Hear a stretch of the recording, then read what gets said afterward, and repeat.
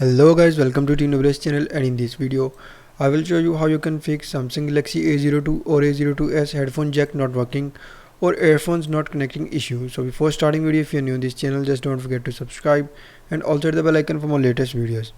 So to fix headphone jack or earphone not working problem in Galaxy A02 or A02s, first of all you just need to go to settings and then follow every single step as I'm showing you in this video. Hope so this will fix your issue.